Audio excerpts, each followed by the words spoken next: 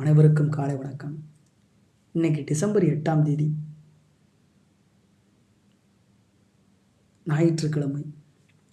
இந்தி படைப்பாளி, விடுதலை வீரர் பாலகிருஷ்ண சர்மா நவீன் சிறந்த இந்தி கவிஞர், பேச்சாளர், எழுத்தாளர், சுதந்திர போராட்ட வீரர் என்று பன்முக பரிமாணம் கொண்ட பண்டிட் பாலகிருஷ்ண சர்மா நவீன் பிறந்த தினம் இன்று.